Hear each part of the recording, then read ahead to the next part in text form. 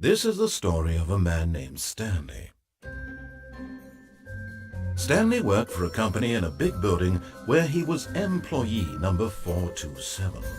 Employee number 427's job was simple. He sat at his desk in room 427 and he pushed buttons on a keyboard. Orders came to him through a monitor on his desk, telling him what buttons to push, how long to push them, and in what order. This is what employee 427 did every day of every month of every year. And although others might have considered it soul-rending, Stanley relished every moment that the orders came in, as though he had been made exactly for this job. And Stanley was happy. And then one day, something very peculiar happened. Something that would forever change Stanley. Something he would never quite forget. He had been at his desk for nearly an hour when he realized that not one single order had arrived on the monitor for him to follow. No one had showed up to give him instructions, call a meeting, or even say hi. Never in all his years at the company had this happened, this complete isolation. Something was very clearly wrong. Shocked, frozen solid, Stanley found himself unable to move for the longest time. But as he came to his wits and regained his senses, he got up from his desk and stepped out of his office. All of his co-workers were gone. What could it mean? Stanley decided to go to the meeting room. Perhaps he had simply missed a memo.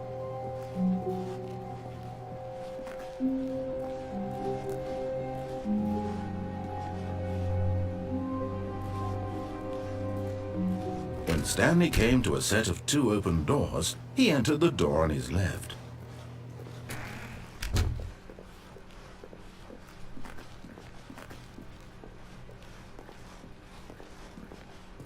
Yet there was not a single person here either.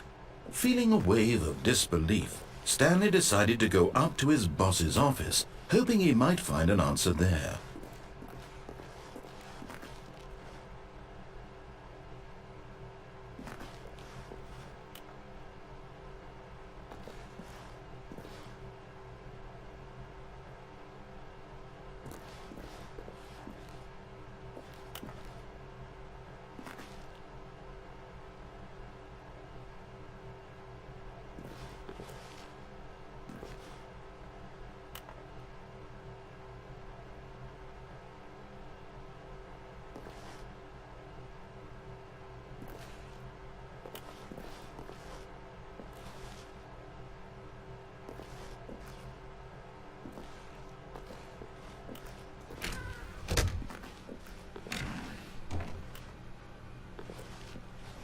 Stanley stepped into the broom closet, but there was nothing here, so he turned around and got back on track.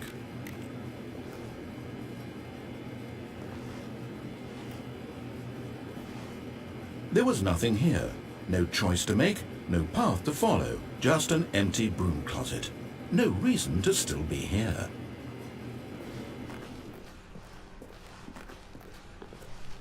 Coming to a staircase, Stanley walked upstairs to his boss's office.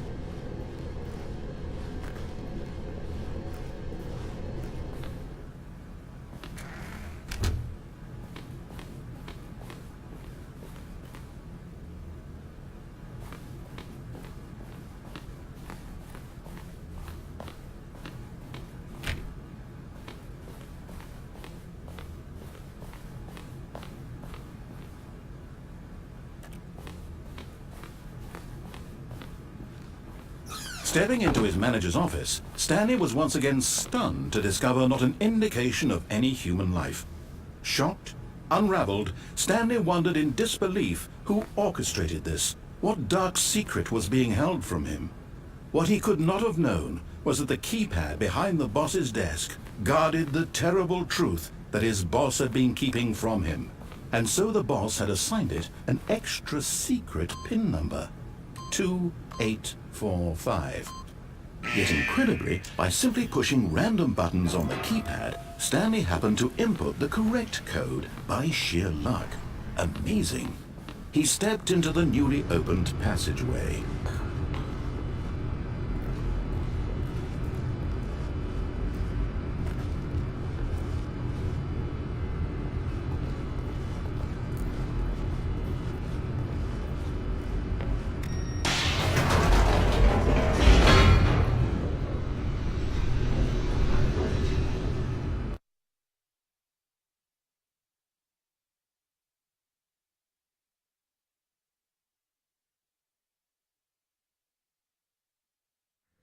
Descending deeper into the building, Stanley realized he felt a bit peculiar.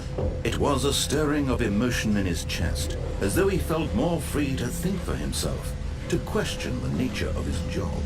Why did he feel this now, when for years it had never occurred to him? This question would not go unanswered for long. Stanley walked straight ahead through the large door that read Mind Control Facility. Although this passageway had the word Escape written on it, the truth was that at the end of this hall, Stanley would meet his violent death. The door behind him was not shut. Stanley still had every opportunity to turn around and get back on track. At this point, Stanley was making a conscious, concerted effort to walk forward and willingly confront his death.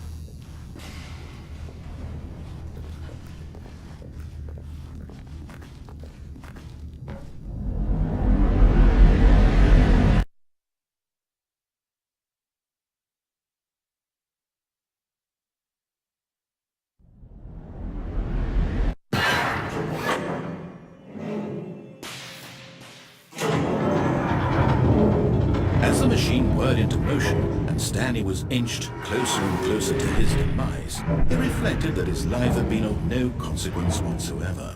Stanley can't see the bigger picture. He doesn't know the real story, trapped forever in his narrow vision of what this world is. Perhaps his death was of no great loss, like plucking the eyeballs from a blind man. So he resigned and willingly accepted this violent end to his brief and shallow life. Farewell, Stanley.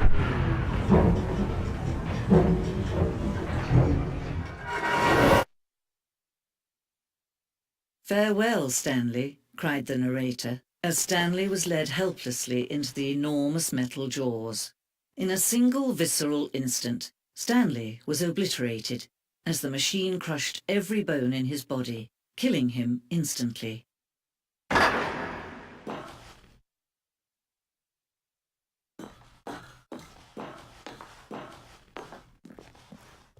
And yet it would be just a few minutes before Stanley would restart the game, back in his office, as alive as ever.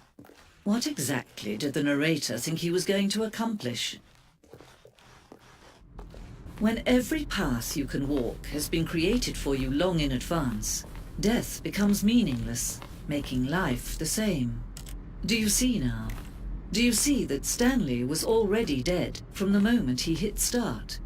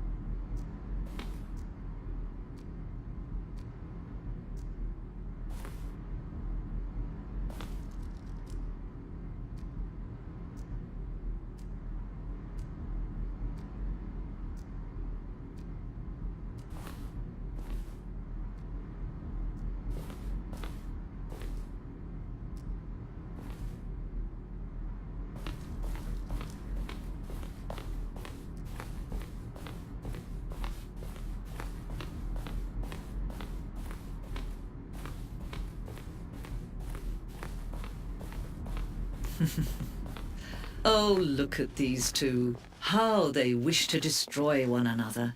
How they wish to control one another. How they both wish to be free. Can you see? Can you see how much they need one another? No, perhaps not.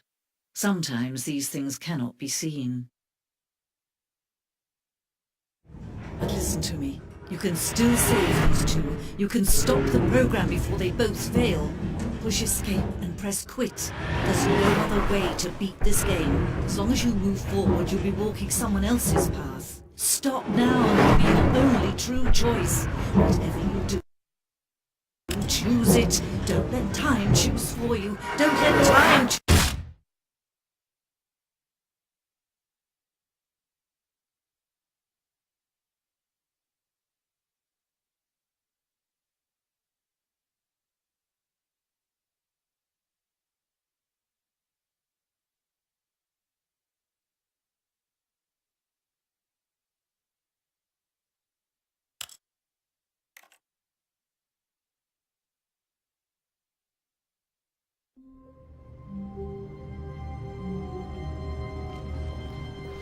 How long was I sitting there? Stanley wondered to himself. Minutes? Days? Centuries? Did something crucial happen while my senses were turned? He made a note to be more careful with time from now on.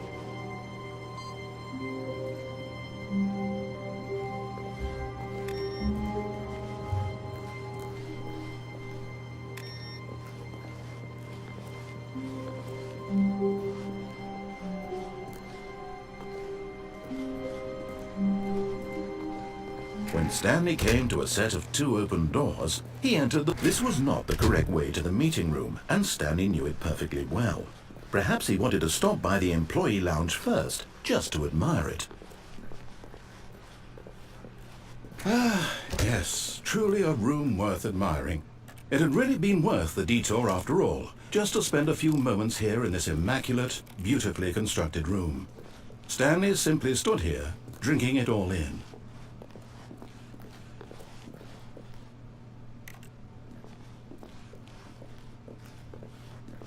Yes, really, really worth it being here in the room.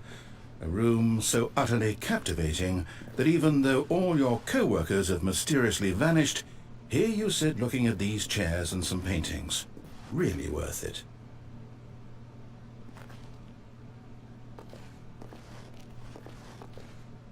At this point, Stanley's obsession with this room bordered on creepy and reflected poorly on his overall personality. It's possible that this is why everyone left.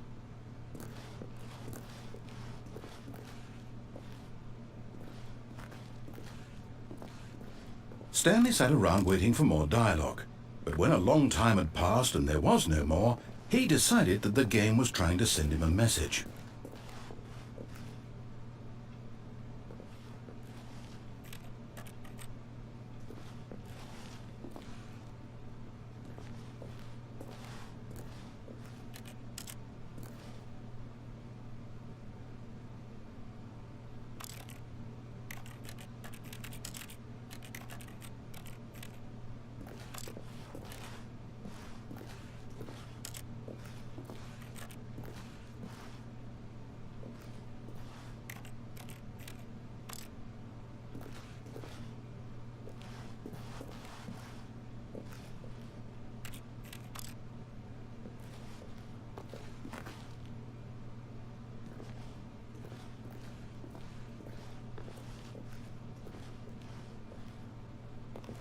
But at last, he'd had enough of the amazing room, and took the first open door on his left to get back to business.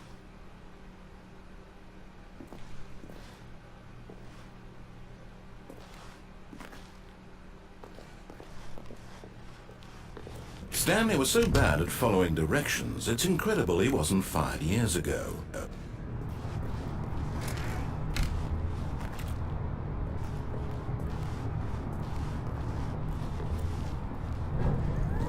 Look, Stanley, I think perhaps we've gotten off on the wrong foot here. I'm not your enemy, really, I'm not. I realize that investing your trust in someone else can be difficult, but the fact is that the story has been about nothing but you all this time. There's someone you've been neglecting, Stanley. Someone you've forgotten about. Please, stop trying to make every decision by yourself. Now, what? Really? I was in the middle of something. Do you have zero consideration for others? Are you that convinced that I want something bad to happen to you? Why, I don't know how to convince you of this, but I really do want to help you, to show you something beautiful. Look, let me prove it. Let me prove that I'm on your side. Give me a chance. Now listen carefully, this is important. Stanley walked through the red door. Oh, thank God you are willing to listen to me. Do you see that I really have wanted you to be happy all this time? The problem is all these choices. The two of us always trying to get somewhere that isn't here. Running and running and running, just the way you're doing right now. Don't you see that it's killing us, Stanley? I want it to stop. We would both be so much happier if we just stopped. And I think I have a solution. Here, let me show you.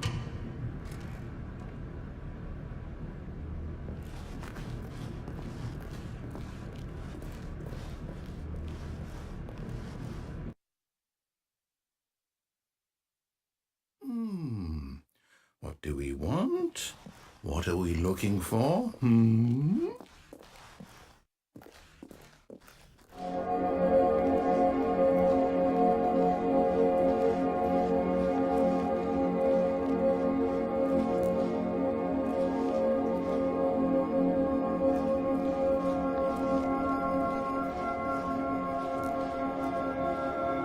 Here.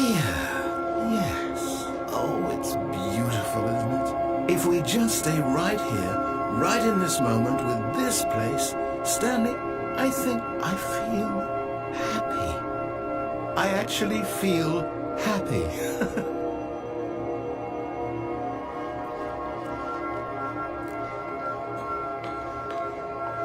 No, wait. Where are you going? Oh, no. Stay away from those stairs. If you hurt yourself, if you die, the game will reset. We'll lose all of this. Please, no, Stanley, let me stay here. Don't take this from me.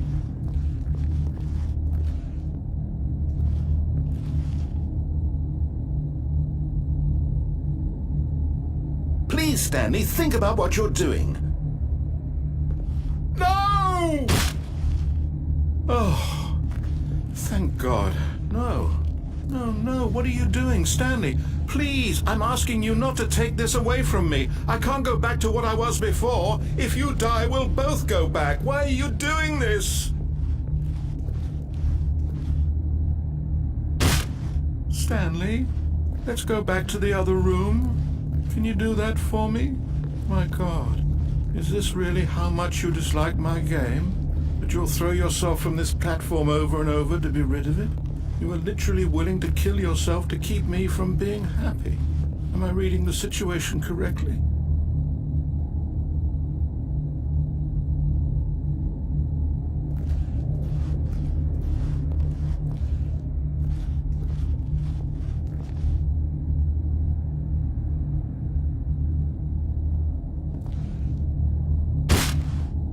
Or maybe you're just getting a kick out of it.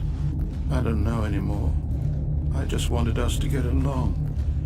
But I guess that was too much to ask. It looks like you wanted to make a choice after all. Well, this one is yours. Is it over? It's going to restart, isn't it? I'm going back.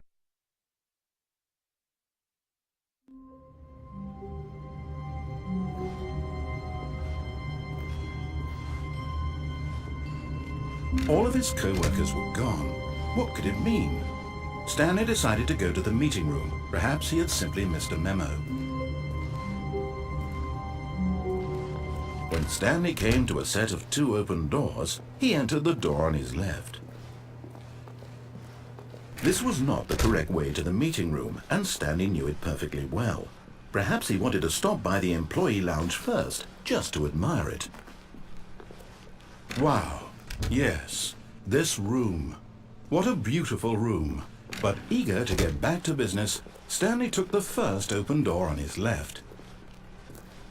And so he detoured through the maintenance section, walked straight ahead to the opposite door, and got back on track.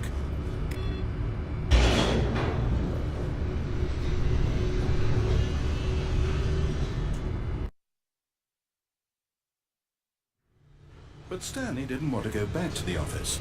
He wanted to wander about and get even further off track. So now in order to get back, he needed to go,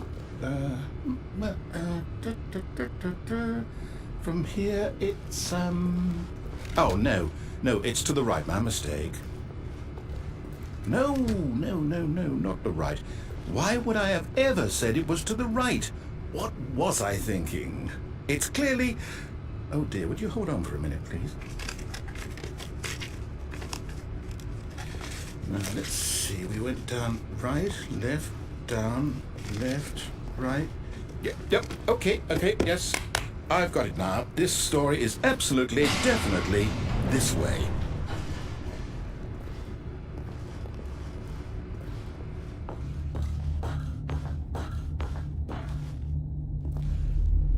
No. This isn't right at all. You're not supposed to be here yet. This is all a spoiler. Quick, Stanley, close your eyes. Okay. We just have to get back to, oh, who am I kidding? It's all rubbish now. The whole story completely unusable. How about, rather than waste my time trying to salvage this nonsense, we'll just restart the game from the beginning. And this time, suppose we don't wander so far off track, Okay, from the top.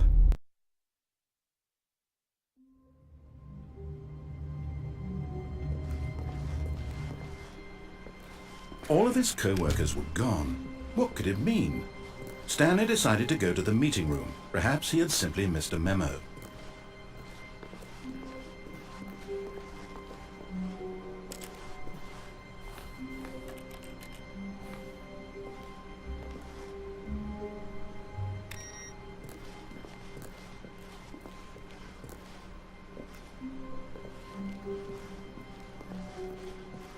When Stanley... Wait, what? No, I restarted. I swear I definitely restarted the game over, completely fresh. Everything should be... Oh, did something change? Stanley, did you change anything when we were back in that room with all the monitors? Did you move the story somewhere or... Hold on. Why am I asking you? I'm the one who wrote the story. It was right here just a minute ago. I know for sure that it's here somewhere. Okay, then. It's an adventure. Come, Stanley. Let's find the story.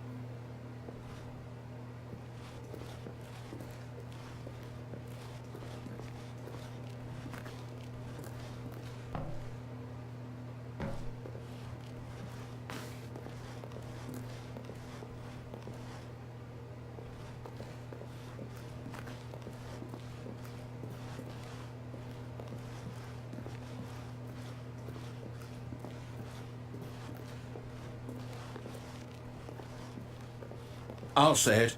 This is the worst adventure I've ever been on. I can promise you there definitely was a story here before. Do we need to restart the game again? Well, I find it unlikely that we'll ever progress by starting over and over again, but it's got to be better than this. Okay, let's give it a shot. Why not?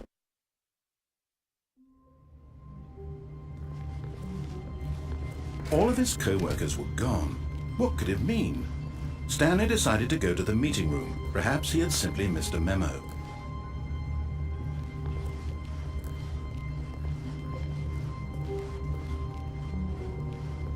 Okay, yep, it's worse. I might be remembering this wrong. It's possible the story is back where we just came from. Why don't we go back the other direction and see if we missed anything?